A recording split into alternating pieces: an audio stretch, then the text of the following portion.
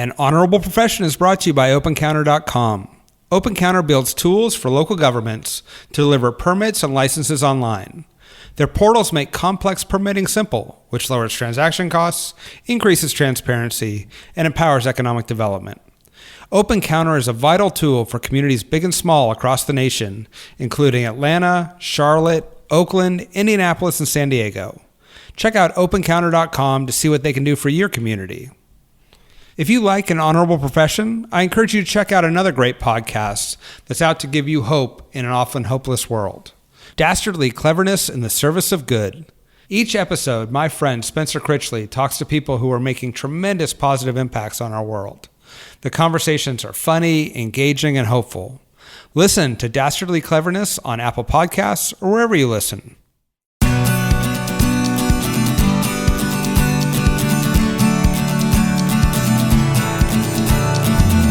Welcome to An Honorable Profession, a podcast giving America hope since 2018.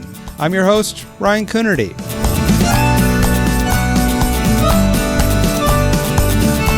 An Honorable Profession is a New Deal Leaders podcast. The New Deal is an organization that identifies rising stars in the Democratic Party at the state and local level. I've been fortunate enough to be a New Dealer for years, first when I was mayor of Santa Cruz, and now as chair of the Santa Cruz County Board of Supervisors. We've been doing this podcast for a year now, and I encourage you to check out some of our previous episodes with great leaders like Mayor Pete, Nevada Attorney General Aaron Ford, and candidate for U.S. Senate in Texas, Amanda Edwards. You can find us at newdealleaders.org or wherever podcasts are found. And if you like what you hear, please tell your friends. We're trying to bring sanity to politics in an insane era.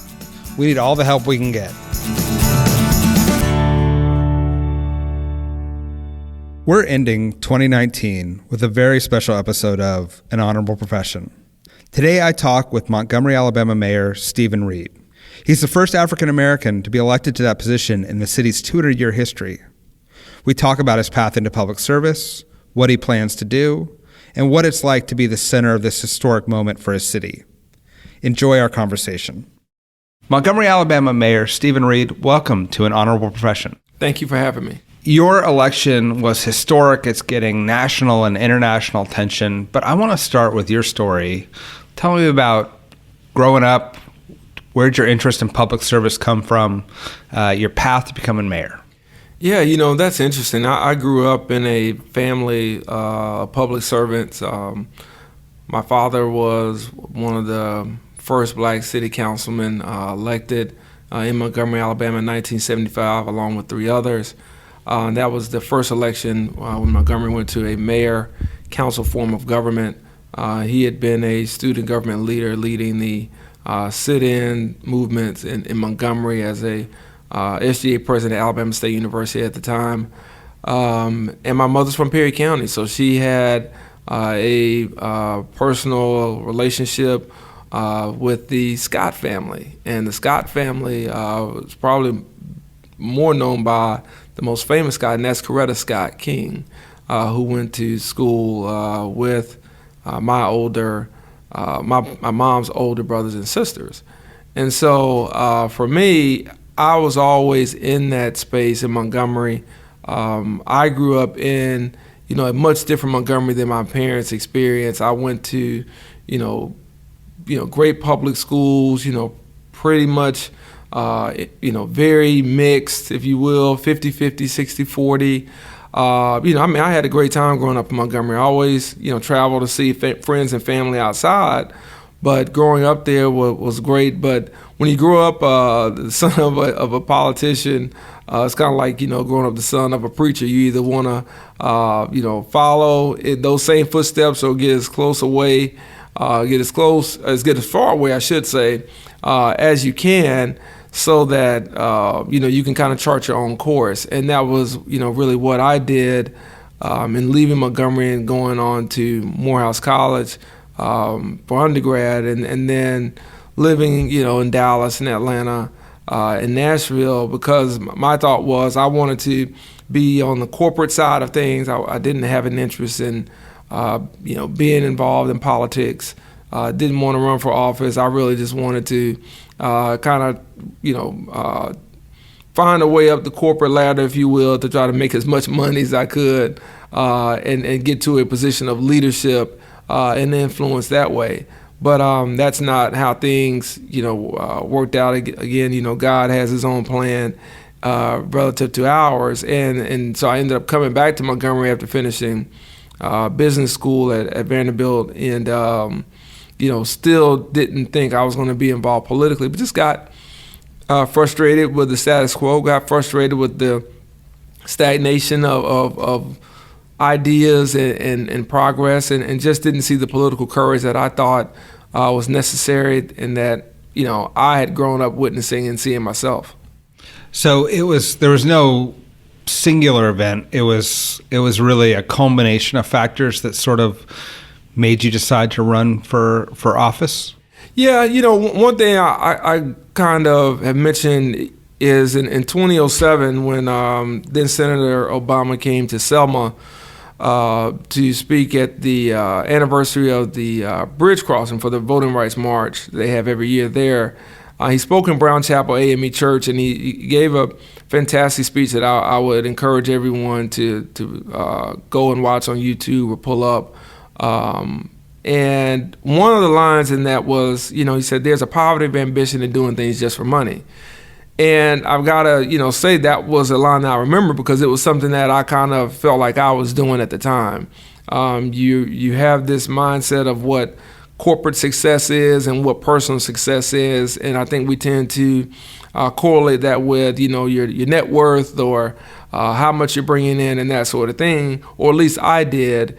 And that was something that kind of struck me, and certainly, watching the rest of that campaign was inspirational to me like it was for millions of Americans.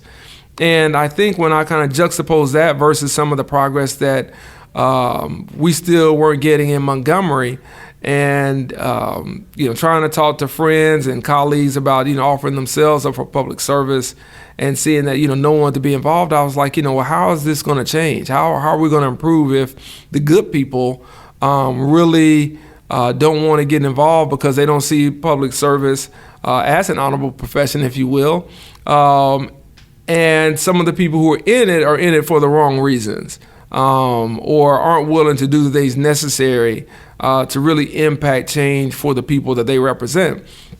And I think it was kind of a culmination of those feelings and thoughts that, I kind of decided, well, maybe this is what I'm supposed to do. And maybe this is something that my friends who've been telling me for years, you should run for office, and that was in other cities that I lived in. You know a lot about it, you're passionate about it, you should do it. But, I might say, well, hey, it doesn't pay, but, $10,000 is too much of a headache, to do it. And I looked at it from those terms of what I would call maybe a self-centered mindset versus a service mindset of, well, what type of impact can you have on people and how can you change your community by offering yourself for service, in particular given the experiences that I had. So it was all of those things that I think really pushed me towards doing and getting involved in 2012 in my first race for probate judge. That was a countywide race against a 3-term Republican incumbent. And it was one that I knew was going to be tough and one that most people didn't think I'd win. He was popular throughout the community, but I just thought that the leadership was out of touch with where we were and where we needed to be. And from there, I think I was able to kind of chart a course of leadership and production that made people think, well, you know what? If you can do this in the probate court, and you can kind of help out and make a difference in these other ways, then what better way for you to be the thermostat in our community rather than the thermometer than by running for mayor and being the person who's really charting the course and setting the agenda for the city. And tell me, because now you've run 2 races that were uphill battles. So what was your secret or what was your approach that allowed you to win these races that a lot of folks didn't think you could win? Yeah, I think that I've always taken the approach that a lot of things may happen, but you won't outwork me. And I've always taken that as a badge of honor that I won't be outworked in any way, stretch, form, or fashion of the campaign or the job itself. And I think that, for me, there was a lot of preparation put involved. There was a lot of sweat equity involved. But there was also just, I think, a level of understanding where the community, was at the time that I ran. And I'll say that I think that after I proved our strength in running in 2012 against an incumbent, where we were outraised 4-1, I did not probably have as much of a uphill battle convincing some others in this mayoral race, because they had seen the work that I'd done. They knew that I was very popular in the community. I had a track record of standing up for things that may not have been politically easy at the time, whether that was marriage equality or voter ID laws. But those were things that I supported and took strong stands on because they were the right thing to do. And they were things that I believe should be in place. And so people knew where I was. And so I think when we got to the mayor's race this year, there was a sense that I would be a formidable candidate. And I think that there were those who thought, well, maybe we can, maybe kind of cloud the message if there are a lot of candidates that run. And we had a lot of candidates that ran. We had 12 candidates total. We had a lot. In particular, we had 10 African-American candidates, and we probably had never had more than, 4 prior to that. So, I think there was something there in terms of just trying to maybe cloud the message. But what I think what was underestimated was what we had done and over the last 6+ years I've been in office, and 7+ if you go back to my first race, was to build the infrastructure and build the foundation of being a principled leader and being one who was willing to envision things as they should be and not as they are. And I think that our approach to this was one that was very strategic. It was very data-driven. It was one that did not forsake one aspect of campaigning for the other. We believe in touching voters. We believe in the old school way of knocking on doors and getting out on the street corners and old retail politics. But we also believe in some of the analytics that are involved. We want to know who the consistent voters are. We had a database of a percentage of our registered voters that we knew would vote, and we targeted them in a way that I think was very different than any other race that had been run in our city. And then on top of that, we layered the social media aspect to help us with fundraising initially when some of the, some of the people locally either weren't sure who they were going to support or did not want to support me. And we were able to raise money online because of our social media presence. And so ours was one that was very tactical. It was one that was very strategic, and it was one that was very effective, and I believe allowing us to catapult to a 42% result in the primary out of 12 candidates and almost doubling up our second place opponent. And I attribute that to the preparation, to the work ethic that we had, and to all those other factors that we utilized to really elevate our campaign and really elevate our message into one of inspiration, of bringing the community together to bet on our future as opposed to being kind of caught in the past. Let me ask about that message, that inspiration, because we live in a pretty cynical age of politics. People are losing hope and faith. Certainly in Montgomery, Alabama, and among the African American community, there's a long history of disenfranchisement and loss of hope in the political process to represent them. What was your message to overcome the cynicism out there? Yeah, I think that, our message was one of opportunity. It was a message that I think really hit home with a lot of people, regardless of their party, regardless of whatever their political ideology may be. And it was one of building on us having a brighter future than maybe some of the dim parts of our past, and really focusing on what our potential could be as a city if we were a place of great opportunity for everyone, if we were a place of change and a place of really trying to find ways that work for everyone that lives there, and really focusing on those things that people care about. That's where they live, that's where they learn, and that's where they earn. And those were the things that we put into place, and we kind of kept core to our message, was that this is something that really connects every neighborhood. It connects every zip code. It connects every person, because we all want to see these chances out here, and we all are looking for the aspirational leadership or model, if you will, that allows us to believe that we can get there and that it can happen. And I think because of who I am and the connection I had to the community, and to what I'd also done, not just even in public service, even just when I was in the private sector, just my commitment to the community, my involvement, was, I think, something that gave it more credibility. And I think that with that credibility then sparked the energy that this was possible, and the energy that, you know what, maybe this is how it has been, but that doesn't mean this is how it should be. And Stephen is talking in ways of what it could be. And I think that was some of the connection and some of the energy that we got, and feedback that we got from the community, that allowed us to really have the large number of volunteers that we had, to have the great community support across the board that we had, and just to receive the amount of encouragement that really pushed us all the way through this campaign. And your background is in business, so how do you think you're going to bring that knowledge and experience into the organization of running a city? Well, I think it's at the forefront every day with everything that I do, in terms of, does it work and does it make sense? Not this is how it has been, or not this is how it was written in 19 whatever.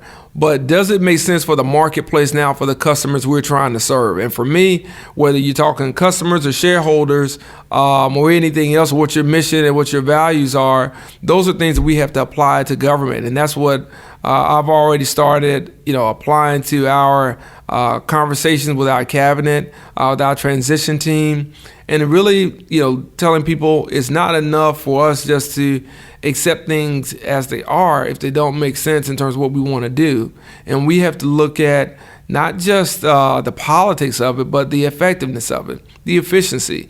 Does it work? Can it be done in a different way? And are we bringing that analytical perspective to it to say, you know what, I know I'm comfortable here. I know this, is a safe place and a safe route for me to take in terms of our approach, but this isn't serving the community. Our engineering or our parks and recreation or our educational, political, or economic development, whatever area you want to look into, this isn't working for where we want to be right now. And we have to be honest and look at the results that have been had over the last few years, and determine if we are satisfied with that, or if that is something that we want to change and evolve into something else that's going to better produce outcomes for our citizens and for what the goal of government should be. And if it is not doing that, then it's not worth keeping. And I think that's something that most business minded people would take that same approach, because if you're not making money, if you're not hitting the profit margin that you need, if you're not hitting the performance metrics that you need, or the productivity that you need, you're going to look for ways to change that. You're going to look for ways to meet those goals and meet those objectives. And that's how we want to take our approach to government as well. And how there's always a fine line in organizational change about how fast you push versus how much you sort of let the culture bake in. How are you going to determine that line? Just for all the leaders listening at home who are maybe struggling with the exact same thing. Sure. What's your strategy? I think our strategy there is to be, very patient in that. It's one that I don't think you move too fast without assessing where some of the tripwires may be, or where some of your problem areas may be. I think it's one that you really have to make sure that you are changing things for the sake of improvement, and not just changing things because you have the power or the position.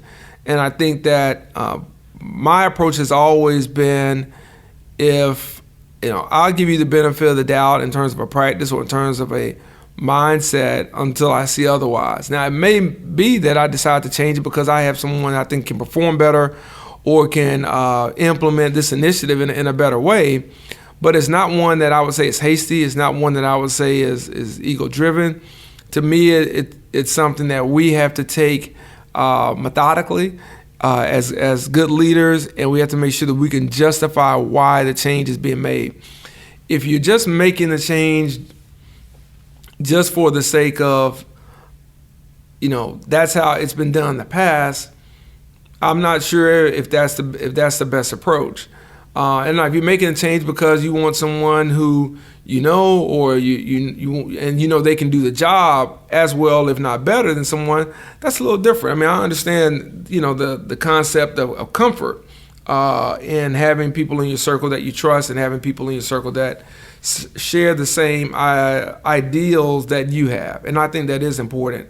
But I think you get to that by understanding what the landscape is and surveying that as well before moving too fast. Because I've seen situations where good people were pushed out just because they weren't, in someone else's circle. And I've seen certain situations where people needed to be pushed out, not because they weren't in the circle, but because they weren't capable of doing the job as another leader thought it should be done. I think that is fair, and that's going to be our approach to it. But it's one that I don't make unilaterally, but one that I make with a circle of trusted advisors to be sure I'm being objective and I'm being practical in the change that we may be making in time, whether it's a policy, whether it's a department or just function, or whether it's a person themselves. And how do you manage your time? And this is a specific question for you, in that being a mayor is you're getting pulled in all kinds of directions all the time. You have to focus on the organizational piece and the running of the city. You're the ceremonial figurehead to cut ribbons and kiss babies. Yeah. And now you're also, you're getting international attention. I'm sure you're getting invitations from around the world. Yeah. Trying to balance all three of those things is challenging, and even under the best circumstances. But for someone who's brand new, what's your life like, I guess, right now? Yeah. And then how do you make those determinations? It's a work in progress. It's one of those things where, even the best laid plans, don't always work out the way you want them to. And so I have a schedule. I'm doing the best I can to keep to that schedule right now. But that's not to say I haven't had some deviations in that over these last few weeks during the transition, and certainly since I was sworn into office. But I think you have to try to keep at least a baseline of what your ideal situation is. And for me, it kind of comes back to, what are the priorities? And certainly you have to keep those in mind, I think, in a way that you don't get too far out of bounds in terms of what really matters in the job and in the job itself. And this is not just personally. Personally, certainly God and family are things that you have to put at the top. But in the job itself, it is what is most relevant and what is most pressing to me. And what is most pressing to doing this job at a high level with a level of excellence every day. And if you do that, and that's kind of how we campaign, then the day is one, the week is one, the month is one, and so forth, then we're being productive. If I think that this is noise or this is distracting or something that may not provide a short-term result or dividend, if you will, then I may kind of push that down the line a little bit. But if it's something that I know I need to do, then I'll certainly deal with that in a way that gives it priority. So right now, my priorities are learning the various departments, talking with the department heads about what they're doing, making sure that I'm communicating with my transition team, and really taking care of the basics as it relates to our city government and as it relates to serving the people of Montgomery, Alabama. After that, there have been opportunities to expose what we did in this race and why Montgomery is significant and why it matters politically to various groups and audiences, of which I felt there's a great chance for us to, share the narrative about not just our race, but our vision for Montgomery with the state, with people in this country, and people beyond, because I want us to change the narrative of Montgomery. I want us to be a city that is more future-oriented than hindered by its past, because I think no city should be judged by just some of its worst moments throughout its history. And so I try to juggle those things. And then third, there are those community obligations that you try to keep. I can't, agree to do all of them. As someone said, you're going to have to learn how to say no a lot more. And I'll get there, but I also don't want people to feel as well, now that I'm elected, that they can't touch me, they can't talk to me. And so we're trying to balance those things, but making sure, and I've had to say this, that the campaign part is over. Now the work has begun. And so it's important for me to understand that the work comes first, and that is the work of leading the city in the way that we campaigned on, that people supported and voted for, and making sure we're tying all those loose ends so that we can get that work done. And to the degree that we can share some of the good news about Montgomery, Alabama, and about some of the ideas that we would like to see implemented in Montgomery and things that I want to do as its leader, then I certainly take those anytime I can get them. Tell us about Montgomery. Like, what all of us, I've been there several times, but for listeners who may not have thought about it other than in a historical context, tell us about your community. The community is I think, a wonderful place filled with kind-hearted people. I think it's a community that believes in working hard and believes in the possibility that ordinary people can do extraordinary things. But it's a community that has some challenges as well. We are, a city roughly over 200,000 people in an MSA of about maybe 365,000 or so. We are the state capital of Alabama. We are also, I would say, the regional commerce capital of Central Alabama in the River region. We have a population over 60% African American. Right now, that has not always been the case. That has evolved over the last few years. But we're a city that really, I think, understands its place in history, understands where things are as it relates to race, as it relates to class, as it relates to other challenges that we may see throughout other communities. But it's a city that's gone through some very positive changes and some positive growth, no question about that. In the last 10 to 15 years, we have a thriving downtown and riverfront community. We have a very strong tech and internet foundation of which I hope to build on over the next 4 years through our internet exchange and our smart city initiatives, and being the intellectual hub for the Air Force, with Maxwell Air Force Base being headquartered just a mile outside of downtown.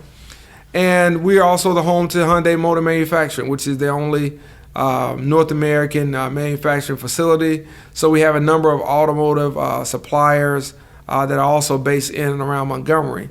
So we have some very good assets. We also have 5 universities in Montgomery: Alabama State University and Auburn University, Montgomery, Huntington College, Troy University, and Faulkner University as well. Didn't mean to name all 5, but once you name one, you got to name them all. So we have students, we have talent coming in, and we have people who have a strong work ethic. Right now, what I would say our challenges is in our education system. We have allowed that education system to become antiquated. We have not kept up with the changes in public education, nor have we funded it properly in the manner that supports our teachers, support staff, students, and parents. And that has caused some not only hurdles in the community, but it's caused us to have some problems attracting new jobs and businesses, attracting new talent, and retaining the talent that we do have, because we don't have the school system that's up to the level that it needs to be right now for us to be a thriving economic center that I would like to see it be. And that has led into other social issues, if you will, as it relates to crime, as it relates to other areas that are impacted by not having the education system that we want. It's led into what I would call the underrepresented, underemployed. factor as well that I think comes as a result of not being adapting in our approach to education for the community that it is right now. Much like many other communities, it's different than it was when I was in high school. I don't think that we've kept up with that change. I don't think that we've supported it in a way that it needs to be. So we have challenges in those areas. I would like to see us diversify our economic offerings. I would like to see us be less of a government and service-based, service and manufacturing-based economy, and be one that is more tech-driven, one that is more digitally connected, so that small businesses and entrepreneurs feel like Montgomery is a place where they can plant a flag and grow and be a place where their families can have a great quality of life, and where if you're single, you can have a great quality of place in our city, because you can get to our downtown, you can get to your office in 15 minutes and be at a nice restaurant or be at a minor league baseball game or some other event outside of that in a relatively amount of time without spending most of your waking hours in traffic. So we have to make sure that we are, I think, kind of preparing for our future, and we're investing in that. And that was one of our core themes throughout our campaign, is that we have to invest in the future. It doesn't just happen because we want to pray it to be so, we want it or hope it to be so. It happens because every day we're making decisions and we're making, policy initiatives that will change the fabric of our city and that are going to change the narrative of where we go forward, so that for those who come to learn about the history of the civil rights movement, for those who come to learn about the history of Montgomery and the place that it has in our American history, they also understand it as a place that is building for the future, and is a place that is has fantastic opportunity for people who live there to achieve the American dream, and for people who may have never thought of living in Montgomery to achieve the American dream also. Well, Mayor, I mean, this is such an honor to talk to you, and it's going to be exciting over the years to come to watch your work on transforming this city, preparing it, recognizing its past, but preparing it for the future. It's great to talk to you, and I look forward to seeing all the work you're going to do. Fantastic. Thank you for having me, and look forward to all of the work that we can do for the people of Montgomery, and really serving in an example of excellence of what's possible, I think, for local leaders around the country. Hey, thank you. Thanks for listening to An Honorable Profession. Please subscribe to hear more amazing leaders, and keep asking your elected officials to be honorable. Boots Road Group produces this podcast. I'm Ryan Coonerty, and because we keep this honorable, no tax dollars were used in the making of this podcast.